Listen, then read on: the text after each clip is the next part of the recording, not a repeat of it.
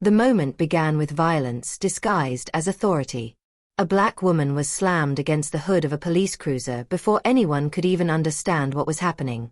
Her briefcase hit the pavement first, papers spilling across the concrete like scattered proof of a life far more important than the officers cared to imagine.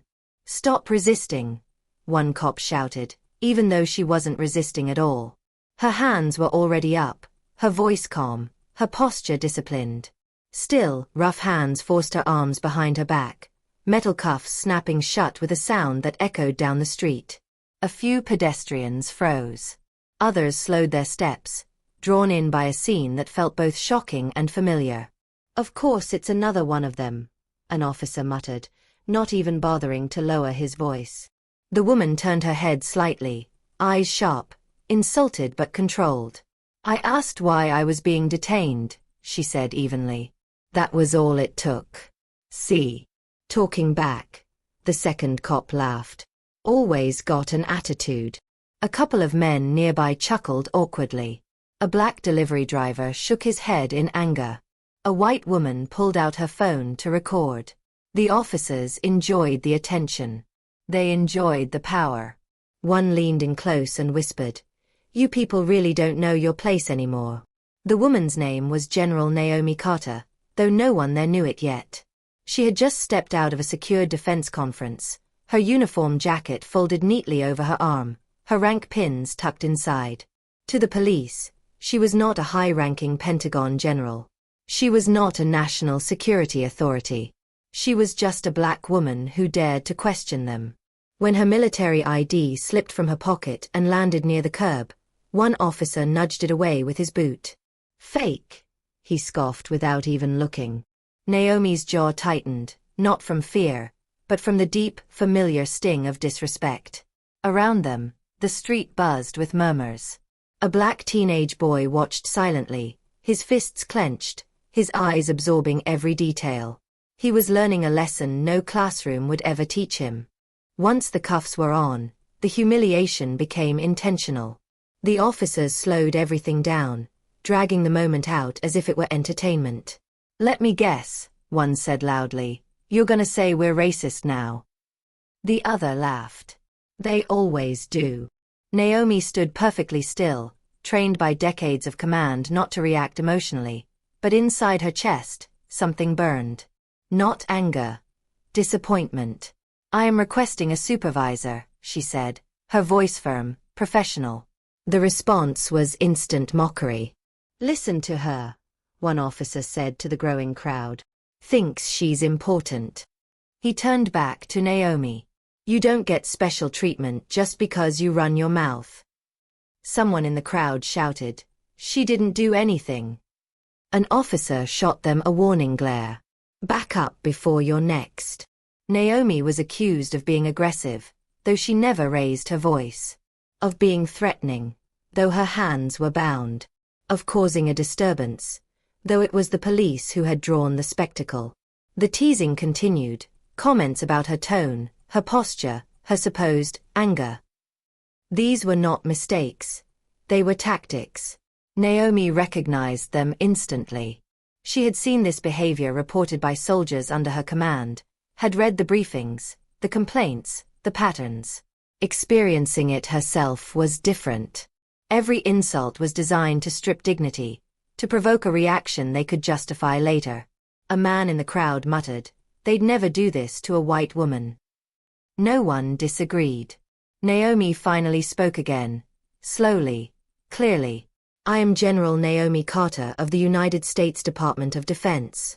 I suggest you check your records." Laughter erupted from the officers. "Oh, we got jokes now," one said. "A general? Yeah, sure."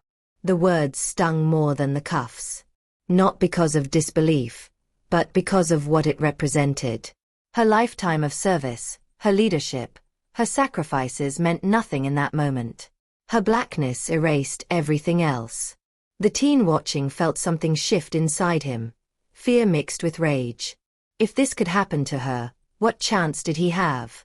The officers opened the patrol car door and pushed Naomi inside, still smirking, unaware that their performance was nearing its end.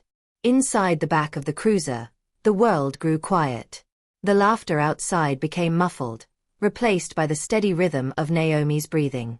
She closed her eyes briefly, centering herself the way she had before missions that carried global consequences.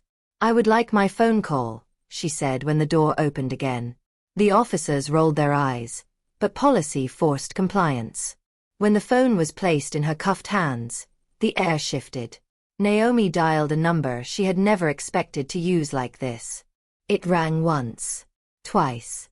Then a voice answered. "This is General Carter," she said calmly. "I am being unlawfully detained by city police officers outside a secured federal facility." The silence on the other end was immediate and heavy. "Location?" the voice asked, suddenly sharp. Naomi gave it. Within minutes, things began to unravel. Police radios crackled with confusion. Orders were repeated. A supervisor arrived, visibly irritated. Then came the unmarked black SUVs. No lights. No sirens. Just authority. Men and women stepped out wearing suits, badges flashing only briefly. Pentagon, Internal Affairs, Federal Oversight. The teasing cops stiffened. One whispered, "This isn't good." Naomi was removed from the vehicle, cuffs unlocked with shaking hands. She stood tall again, adjusting her jacket as if reclaiming something stolen. The federal officials listened as she described everything. The stop, the insults, the lies. The crowd watched in stunned silence as power shifted in real time.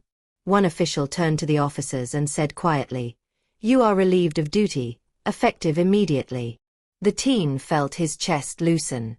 For once, the ending wasn't the one he expected. The aftermath of that day spread quickly, leaving a trail of shock and reflection in its wake. Video footage of Naomi Carter, restrained in handcuffs yet composed, circulated across social media, news outlets, and television broadcasts, capturing the world's attention almost instantly. People saw a black woman, a decorated general with decades of service, publicly humiliated for speaking calmly and asserting her rights. Pentagon officials acted swiftly, reviewing every frame and every report with intense scrutiny. Internal Affairs reopened long-buried complaints against the officers, uncovering a troubling pattern of racial bias, aggression, and abuse of power. Within a matter of days, the officers involved were suspended, and shortly afterward, terminated, their careers effectively ended. Naomi herself did not celebrate the outcome. She understood that the significance of the incident extended beyond personal vindication. It was about justice, accountability, and ensuring that black voices were respected, even in the face of systemic authority.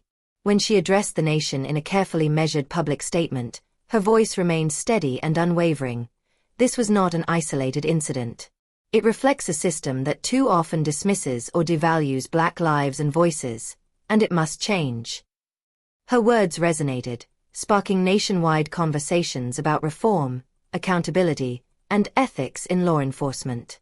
For the witnesses who had been present, the teenager on the street, the delivery driver, the crowd of bystanders, Naomi became a symbol of resilience and courage.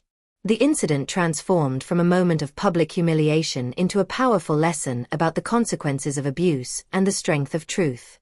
Policies were reviewed and rewritten, training programs revised, and supervisors reprimanded for their failure to intervene. Even as Naomi returned to her Pentagon duties, she carried with her the weight of the experience, aware of how fragile respect can be when challenged by prejudice. Yet, she also recognized the hope that had emerged. One voice, calm, disciplined, and resolute, could spark accountability and inspire change. The metal cuffs that had once bound her wrists were gone, but the lesson endured. Courage, integrity, and truth could dismantle entrenched systems of abuse, leaving a lasting mark far beyond that single moment on the street.